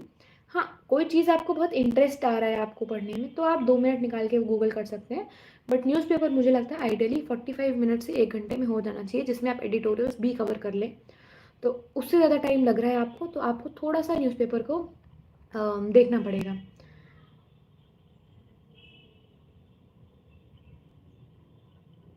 Okay, so one of the very important questions is कि कंसोलिडेट कैसे करना है, क्योंकि इतना मटेरियल हो जाता है कि मुझे याद है मेरे हिस्ट्री के 1000 पेज के नोट्स बन गए थे, like Indian sorry ancient, medieval, modern, then art and culture, 1000 page के नोट्स बन गए थे मेरे. तो कैसे कंसोलिडेट करना है, तो वही बात आ जाती है इंपॉर्टेंस ऑफ शॉर्ट नोट्स. आप जब एक चीज़ को 10 बार पढ़ लिया है, आपने एक ही चीज़ को 5 बार पढ़ लिया, 6 बार पढ़ लिया है, तो कुछ चीज़ें ऐसी हो जाएंगी जो आपके दिमाग में बैठ गई हैं. अब आपको उसके लिए फिर से नोट नहीं बनाना है, उसका नोट नहीं बनाना है. जैसे हिस्ट्री की ही जब हम बात कर रहे हैं, तो अब मुझे पता है कि बुद्धिज़्म के बारे में कुछ बेसिक चीज़ें हैं, कि बुद्धिज़्म के 3 प्रिंसिपल्स हैं, दैट इज़ बुद्धा, धम्मा, संघा. तो पहले मैंने इस चीज़ को आधे पेज में लिखा था या 4 लाइन में लिखा था कि बुद्धा हैज़ 3 प्रिंसिपल, बुद्धा, धम्मा, संघा. अब जब मैं नोट्स बनाऊंगी, आई सिंपली राइट 3 बुद्धा, 3 1 2 3 धम्मा, संघा एंड वो बुद्धा. तो आप इस तरह से ना, शॉर्ट नोट्स बहुत इंपॉर्टेंट हो जाते हैं मटेरियल को कंसोलिडेट करने में. जो चीज़ें आपके दिमाग में बैठी हुई हैं, आपको उसके नोट्स बनाने की ज़रूरत नहीं है. For example, when you're writing about Jainism, you will write Jainism has the concept of Tirthankaras. Tirthankaras are those which had the highest ideals of the Jainism, जिनको सबसे ज़्यादा नॉलेज है जैनिज़्म की, जिन्होंने अपना salvation प्राप्त कर लिया, या जो भी आप लिख रहे हो. तो अब ये सब चीज़ें ऐसी हैं जो ऑब्वियस है ना, तीर्थंकारा यही हैं, तो आप ये सब नहीं लिखोगे, सिंपली लिखोगे Jainism tirthankara is equal to 24. ठीक है, तो इस तरह से आप अपने नोट्स को कंसोलिडेट करते हो, इस तरह से आप शॉर्ट नोट्स बनाते हो. ठीक है, फिर पीपल से कि टॉपर्स कहते हैं कि उनको 30 से ज़्यादा क्वेश्चंस नहीं आते थे, एंड तो बाकी क्वेश्चंस के लिए क्या सोर्स हैं. तो वही एक्चुअली में ऐसा होता है कि अगर आप एक बहुत ही जेन्युइन एस्पिरेंट है, जेन्युइन एस्पिरेंट एज इन कि आप दूसरा या पहला या दूसरा अटेम्प्ट है आपका, और आपने बिल्कुल सेम सोर्सेस, स्टैंडर्ड सोर्सेस को रेफ़र किया है, तो एक्चुअली में होता है कि आपको 30 या 40 क्वेश्चन से ज़्यादा 100% नहीं आते. इवन आप आज भी कोई क्वेश्चन पेपर उठा के देख लेंगे, आपको 30 से 40 क्वेश्चन से ज़्यादा नहीं आएंगे. बट आप ये देखो, अगर आपको 30 क्वेश्चन भी ढंग से आ रहे हैं, 30-35 क्वेश्चन भी आ रहे हैं, और आपने वो सही कर दिए बिना किसी गलती के, 70 नंबर आपके कहीं नहीं गए. 70 नंबर तो आपने ऐसे स्कोर कर लिए. जब कट ऑफ 75 जा रही है, 80 जा रही है, 75 जा रही है, तो यू नीड, अब उसके अलावा आप अगर 10 से 15 क्वेश्चंस भी सही कर दोगे, तो आप एक सेफ जोन में जा रहे हो. ठीक है, तो पहले जो क्वेश्चंस आपको 100% आते हैं, उनको आप उनके ऊपर आप ज़्यादा फोकस करिए. आप अपने वैल्यू एडिशन के नाम पे, करंट अफेयर्स के नाम पे, पता चला आप अपने स्टैंडर्ड सोर्सेज को ही आपने रिवाइज नहीं किया, तो जो 30 क्वेश्चन आपको 100% आने चाहिए थे ना, वो भी नहीं आ रहे हैं. जो 30 क्वेश्चन ईजी थे, जो 30 क्वेश्चन स्टैंडर्ड सोर्सेज थे, अब आप वो भी नहीं सॉल्व कर पा रहे हैं. तो उस ट्रैप में मत फंसिए. आप पहले अपने जो 100% वाले नंबर हैं, जो आपके स्टैंडर्ड सोर्सेज से आ रहे हैं, लक्ष्मीकांत से, NCERT से, और इकोनॉमी के जो स्टैंडर्ड क्वेश्चंस हैं. अब आप अगर इन्फ्लेशन वो पूछ रहे हैं कि व्हाट इज़ हेडलाइन इन्फ्लेशन, या इन्फ्लेशन कितनी है, मॉनेटरी पॉलिसी कमेटी, अगर आप इस तरह के क्वेश्चंस गलत कर रहे हैं, तो फिर तो आप सेल्फ सुसाइड वाली चीज़ हो जाएगी. फिर तो आप अपने ही पैरों पे कुल्हाड़ी मार रहे हैं. तो इन क्वेश्चंस पे फोकस करिए, इन 30-40 क्वेश्चंस पे फोकस करिए. उसके बाद कम से कम 15 से 20 क्वेश्चंस ऐसे होंगे, 20 या 30 क्वेश्चंस ऐसे होंगे जिनके आपको 2 ऑप्शंस तो पता ही हैं, जिनके बारे में कुछ पता है कुछ नहीं पता है। तो वहाँ पे आप स्मार्ट गेसेस करने की कोशिश करिए, वहाँ पे आप कुछ लॉजिक्स लगाइए, कुछ तुक्के बिठाने की कोशिश करिए, सो दैट एक फेयर बैलेंस बन पाए बिटवीन आपके negative marking as well as correct वाले क्वेश्चंस। ठीक है, वही है, यहाँ पे आपको मास्टरी नहीं करनी, यहाँ पे ज़रूरी है कि आप हर क्वेश्चन सॉल्व करें, आपको ज़्यादा से ज़्यादा सही क्वेश्चंस के ऊपर फोकस करना है। ठीक है, then you are talking about कि नोट्स कैसे बन रहे हैं, नोट्स प्रीलिम्स और मेंस के कैसे बनाएं, because in mains you have to write in 250 words, right.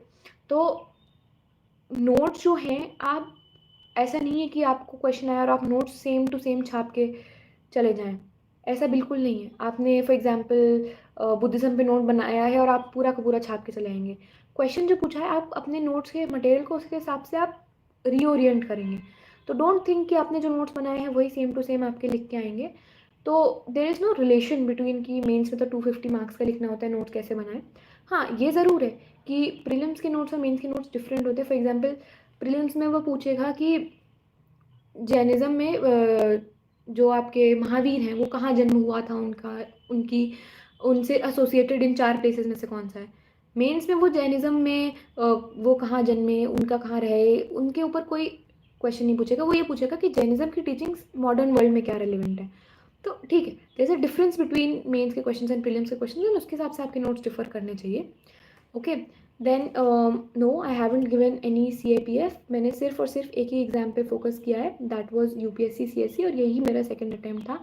मैंने इसके अलावा कोई भी CAPF, कोई भी CDS, EPFO, कोई भी स्टेट सर्विसेज कोई एग्ज़ाम नहीं दिया है। ओके, साइंस एंड टेक्नोलॉजी किस सोर्स से पढ़ें? साइंस एंड टेक्नोलॉजी, क्योंकि एक तो आप स्टैटिक है तो आप NCERTs कवर कर सकते हैं, या आप कोई किसी कोर्स देखना चाहें, या किसी कोई कंपाइलेशन, एक रवि अग्रहारी सर हैं उनकी बुक है, आप कोई भी एक बुक उठाएं। ठीक है, कोई भी सोर्स 100% नहीं है, पहले भी बोला मैंने, कोई एक सोर्स उठाएं। कोई टीचर का मटेरियल देखना है वो देखें, रवि सर की जो बुक है वो देख सकते हैं, आप NCERTs देखना चाहें वो देख सकते हैं, वो उठाएं, और उसके बाद करंट अफेयर से वैल्यू एडिशन कर देना। For example last year Chandrayaan 3, या फिर हमारा जो आदित्य सोलर मिशन था वो काफ़ी न्यूज़ में था, तो दैट वाज वेरी ऑब्वियस कि वो पूछा जाएगा, एंड मेंस में चंद्रयान 3 पे क्वेश्चन आ भी गया। तो ये कुछ जो ऑब्वियस एरियाज हैं उनको मत नेगलेक्ट करें, और उसको आप करते जाएं फॉलो। फिर next questions, currently I am not in any services, I would be joining the Indian police services in this batch when the training would start for them. फिर somebody has asked me कि dedicated 4 month की prelims की preparation कैसे करेंगे। तो prelims की preparation 4 महीने की आप इस तरह से शेड्यूल करें। पहले मेरा एक स्लॉट तो इसमें जाता था 9 से 11 वाला, जो 9:30 से 11:30 वाला जो स्लॉट होता है वो मैं रखती थी क्वेश्चन सॉल्विंग के लिए, बिकॉज जो टाइम पे आप रियल एग्जाम में क्वेश्चन सॉल्व करेंगे उसी टाइम पे मैं अपने मॉक सॉल्व करती थी, सो दैट मेरा माइंड उस समय सबसे ज़्यादा एक्टिव रहे, मेरे माइंड को उस समय काम करने की आदत पड़ जाए। ठीक है, तो पहला तो मैं उस समय पे वो करती थी। सेकेंडली मैंने काफ़ी टाइम जो 4 महीने का था वो अपने वही शॉर्ट नोट्स के ऊपर इन्वेस्ट किया था, वही चीज़ को बार बार पढ़ना और उसी से short notes banana, so that मेरा रिविजन भी होता जा रहा है और मेरे शॉर्ट नोट्स भी बनते जा रहे हैं। उस पर क्या था, थर्डली जो मेरा स्लॉट ऑप्शनल्स का होता था उस ऑप्शनल के स्लॉट को मैंने रिप्लेस किया CSAT के स्लॉट से। तो CSAT को भी मैंने डेडिकेटेड पढ़ा, ये नहीं कि आप प्रीलिम्स से 10 दिन पहले CSAT उठाएंगे कि चलो अब CSAT करते हैं, नहीं, CSAT के लिए एक डेडिकेटेड स्लॉट बनाइए, उसको प्रॉपरली फॉलो करिए। CSAT आप जितने टॉपिक्स हैं सारे टॉपिक्स को पढ़ के जाइए। ठीक है, कोई टॉपिक में आप वीक हो सकते हैं, बट आप ज़ीरो उस टॉपिक के बारे में कुछ पता ही नहीं है, उसका ईजीएस्ट सवाल भी आ रहा है आप नहीं सॉल्व कर पाए, तो फिर ये तो आप सेल्फ हार्म ही करेंगे। Okay, how to deal with political pressure? What kind of political pressure does a UPSC aspirant have? I don't think so any political pressure a UPSC aspirant have.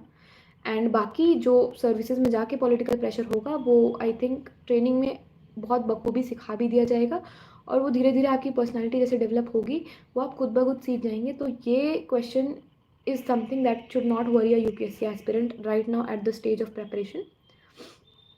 Then other question is first reading में क्या करना है, और notes की जगह books में extra point लिख सकते हैं। सी, आप ये फर्स्ट रीडिंग के बारे में आप बात करें तो फर्स्ट रीडिंग में ठीक है, I would say first reading में नोट्स मत बनाइए, बिकॉज फर्स्ट रीडिंग में आप काफ़ी बेसिक चीज़ों के बारे में पढ़ रहे होते हैं, काफ़ी चीज़ें आपको समझ ही नहीं आ रही होती। ठीक है, फर्स्ट रीडिंग में आप नोट्स मत बनाइए, फर्स्ट रीडिंग में बस आप रीड करिए उस चीज़ को क्या है, समझने की कोशिश करिए। बट सेकेंड रीडिंग में ऑब्वियसली नोट्स बनाने हैं। आप कह रहे हैं कि बुक्स में एक्स्ट्रा पॉइंट्स ऐड कर सकते हैं कि नहीं, आपके पास कम से कम 20 बुक्स हैं, 50 बुक्स हैं। जब आप एंड टाइम पे रिवीजन कर रहे होंगे, एंड टाइम पे आप सोच रहे होंगे कि ज़्यादा से ज़्यादा कवर कर लूँ, आप हर एक बुक को खोल के हर एक वैल्यू एडिशन को देख पाना आपके लिए इम्पॉसिबल है, इट्स ह्यूमनली इम्पॉसिबल। तो अगर आप अपने वैल्यू एडिशंस बुक्स में ही ऐड कर रहे हैं तो आपके लिए डिफ़िकल्ट हो जाएगा रिविजन करना, बार बार उस चीज़ को रिवाइज़ करना। तो पर्सनली मैंने ऐसा कभी कुछ नहीं किया, मैंने हमेशा अपने डेडिकेटेड नोट्स बनाए, उसी में वैल्यू एडिशन करती थी मैं। बुक्स की जगह मैं नोट्स में वैल्यूडेशन करना ज़्यादा प्रेफर करती थी, सो दैट बाद में मैं रिवाइज तो कर पाऊँ उसको, बिकॉज बुक्स एक बार बंद होने के बाद दोबारा खोलना बहुत मुश्किल हो जाता है, बिकॉज इतनी बल्कि हो जाती हैं बुक्स। ठीक है, फिर बिना टीचर के खुद के आंसर कैसे चेक करें एज अ बिगिनर। सो मैंने भी फर्स्ट अटेम्प्ट में अपने टेस्ट सीरीज़ लगाए थे जहाँ पे इवैल्यूएशंस होते थे। सेकेंड अटेम्प्ट में मैंने कोई इवैल्यूएशंस नहीं लिए थे, कोई भी मैंने टेस्ट सीरीज़ नहीं ज्वाइन की थी। So yes, it is very possible for you to evaluate your own answers. कैसे, let's see. So while you are reading your answers, ठीक है, सबसे पहले आप क्वेश्चन को बार बार पढ़िए। क्यों, अगर वो क्वेश्चन पूछ रहा है कि फॉर एग्जाम्पल कि वाई दिल्ली, फॉर एग्जाम्पल एक क्वेश्चन है कि दिल्ली में स्मॉग इतना क्यों होता है, तो जब आप अपना आंसर पढ़ रहे हैं आप हर पॉइंट पे ये सोचिए कि क्या मेरा आंसर फुलफिल हो रहा है, क्या मेरा ये पॉइंट इस चीज़ को बता रहा है कि दिल्ली में फॉग क्यों है। पहली चीज़ ये। दूसरी चीज़, ठीक है, एज अ बिगनर आपको नहीं समझ में आता तो एज अ बिगनर आप ये कर सकते हैं, जैसे मैंने किया था, टॉपर्स के आंसर कॉपीज़ को लेती थी और उस आंसर को लिखा। अगर जैसे किसी टॉपर ने आंसर लिखा है कि दिल्ली में स्मॉग इतना क्यों है, दिल्ली में पोल्यूशन इतना क्यों है, तो अपना आंसर लिखा, टॉपर के आंसर से कंपेयर किया कि इन टॉपर ने ये पॉइंट्स लिखे हैं, मैंने क्या पॉइंट्स लिखे हैं, इन टॉपर्स ने ये हेडिंग बनाई है कि दिल्ली में पोल्यूशन क्यों है, पोल्यूशन कैसे सॉल्व करना चाहिए, या क्या पॉइंट्स बनाए हैं, क्या हेडिंग्स बना रहे हैं वो, उनका इंट्रोडक्शन कैसा है, उनका कंक्लूजन कैसा है, और मैं उनके लेवल पे कितना स्टैंड आउट कर रही हूँ, मेरा लेवल उनके कंपैरिजन में कितना है। उस तरह से आप धीरे धीरे अपने आप को एनालाइज कर पाते हैं, अपनी मिस्टेक्स को अपने उसके लिए आप देख पाते हैं। तो I think that really helps you out. Okay, so optionals के लिए फिर क्योंकि मेरा इकोनॉमिक्स ऑप्शनल्स था तो मैं सिर्फ इकोनॉमिक ऑप्शनल्स के बारे में बता पाऊँगी। सो इकोनॉमिक्स ऑप्शनल्स की बेसिक जो मेरी थी वो मैंने ब्लिस पॉइंट से रविंदर झा सर से उनका कोर्स किया था, उन्हीं का स्टडी मटेरियल फॉलो किया था। बुक्स जो भी स्टैंडर्ड बुक्स होते हैं, फिर मैं वही कहूँगी, मैंने कोई नया मटेरियल नहीं यूज़ किया, जो स्टैंडर्ड बुक्स बताई जाती हैं माइक्रो के लिए एच एल आहूजा हो जाएगी, फिर इंटरनेशनल इकोनॉमिक्स की डोमिनिक सैल्वाटोर हो जाएगी, जितनी भी आपकी स्टैंडर्ड बुक्स हैं, पब्लिक फाइनेंस, मनी बैंकिंग, मैंने कोई भी नया सोर्स नहीं उठाया, स्टैंडर्ड सोर्सेज को किया, अपने नोट्स बनाए, क्वेश्चंस को किया। That is the simplest easiest recipe, बस हार्ड वर्क चाहिए होता है। ओके, फिर somebody is asking about importance of maps. Okay, yes, maps are very important. Maps, mapping से रिलेटेड पीवाईक्यू में बहुत, सॉरी, प्रीलिम्स में बहुत सारे क्वेश्चंस आते हैं कि मैप्स को कैसे, you know, places in news से क्वेश्चन आ गए हैं, या फिर Black Sea surrounded by which of the following countries, या फिर क्वेश्चन पूछ लिया गया कि Ural mountain ranges passes through which of the following countries. तो इस तरह के क्वेश्चन हैं, मैपिंग से ही होंगे। तो mapping, world mapping, Indian mapping बहुत ही इंपॉर्टेंट हो जाता है firstly. Secondly, when it comes to mains answer writing, mains answer writing में मैं पर्सनली कोशिश करती थी कि ज्योग्राफी का अगर कोई क्वेश्चन है उसमें या तो कोई मैप या तो कोई डायग्राम ज़रूर डालूँ। तो अगर वो पूछ रहा है distribution of iron mineral resources in the world, और अगर मैंने वहाँ पे मैप बना दिया और मैंने वहाँ पे डॉट डॉट करके दिखा दिया कि देखो रशिया में है, उज़्बेकिस्तान में है, जर्मनी में है, इंडिया में है, चिली में है, ठीक है, ब्राज़ील में है आयरन ओर, तो समझ में आ रहा है। तो मैप से क्या हो रहा है, एक विजुअल अपील जा रही है फर्स्टली। सेकेंडली, मैप में आपने एक इतनी बड़ी बात को आपने एक छोटे से ब्लॉक के अंदर कह दिया कि देखो वर्ल्ड में क्या डिस्ट्रीब्यूशन है। तो yes, maps are very important, it gives a good look to your answer, it also shows कि आप कितने इन्फॉर्म्ड हैं, डायमेंशन भी ऐड करता है। तो एक क्वेश्चन जिसमें मैप बना है, एक क्वेश्चन जिसमें मैप नहीं बना है, आई थिंक डेफिनेटली मैप वाला क्वेश्चन 0.5 मार्क्स ज़्यादा फेच करेगा। तो maps are very important. So try कि आप मैप्स को प्रैक्टिस कर रहे हैं अपने उसमें, और ज़रूरी नहीं है कि आप बिल्कुल एक 100% परफेक्ट मैप बनाएं, एक बेसिक मैप जो आपकी इन्फॉर्मेशन को कन्वे करे, even that is important, that is okay. So आप पूछ रहे हैं कि मैपिंग क्या सिर्फ करंट अफेयर्स से ही होगी?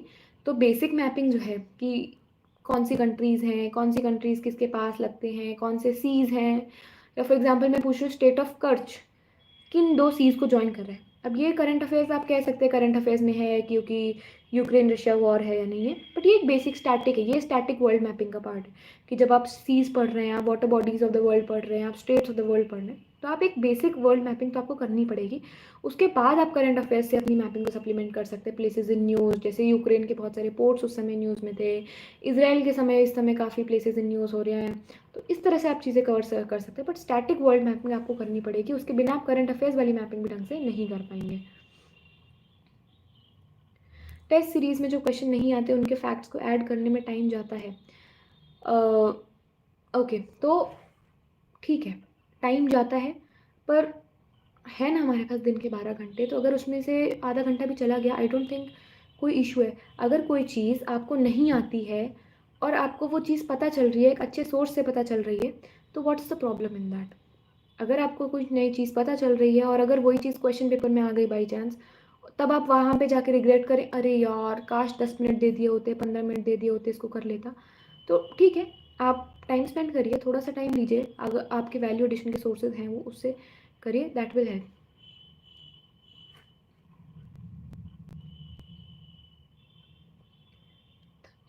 अगर लक्ष्मीकांत का पढ़ रहा हूँ एंड उनको समराइज ताकि उनको प्रीलिम्स में, हाँ, अब मतलब that is your personal tragedy, ठीक है?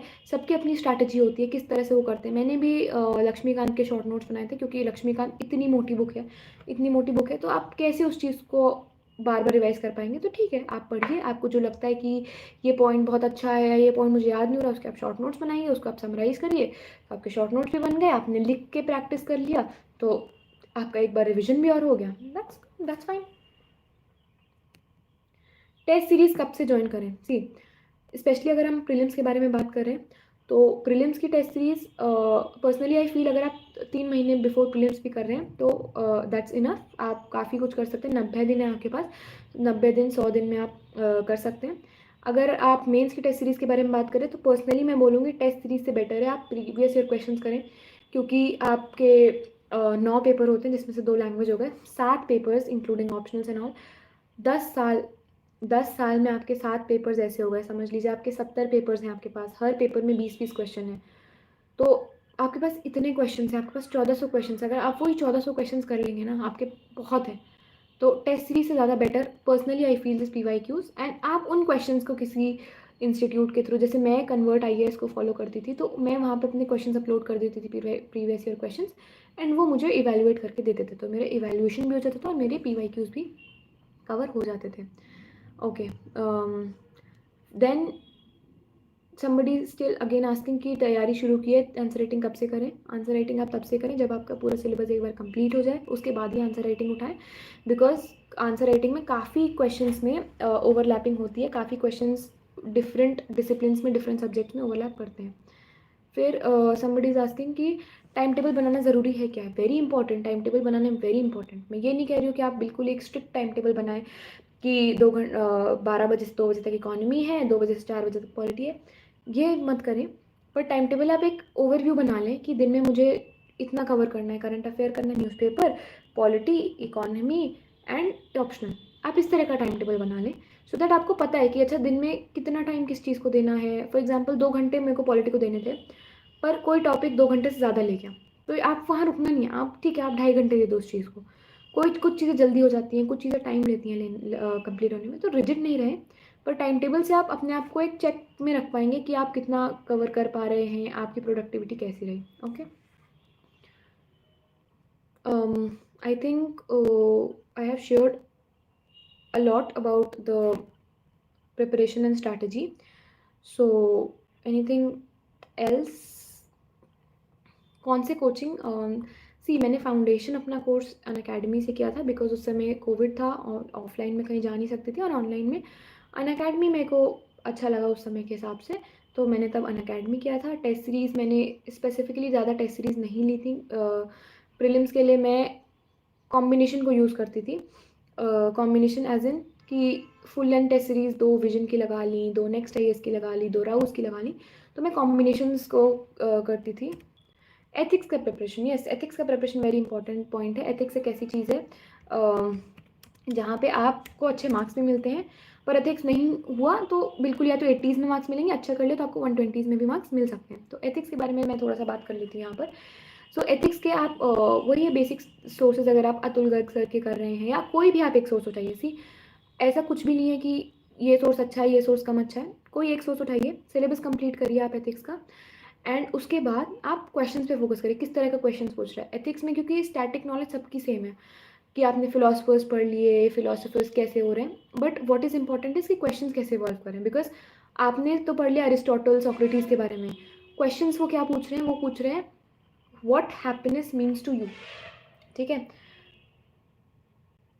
ओके, सो वो पूछ रहे हैं कि हैप्पीनेस आपके लिए क्या मायने रखते हैं, और आप वहाँ लिख रहे हैं अरिस्टोटल बोल के गए थे हैप्पीनेस ये है, सोक्रेटिस बोल के गए थे हैप्पीनेस ये है, तो आप क्वेश्चंस पढ़िए, हैप्पीनेस आपके लिए क्या है, आप अपने शब्दों में बताइए कि अच्छा happiness for me is being fully satisfied in what I am doing, happiness for me is this, आप वहाँ पे थ्योरीज इंटीग्रेट करिए। तो समझ रहे हैं, यहाँ पे PYQs, यहाँ पे क्वेश्चंस के बेसिस पे आप कैसे अपनी नॉलेज को पुट इन कर पा रहे हैं, कैसे अपनी नॉलेज को एडजस्ट कर पा रहे हैं, वो ज़्यादा इंपॉर्टेंट है।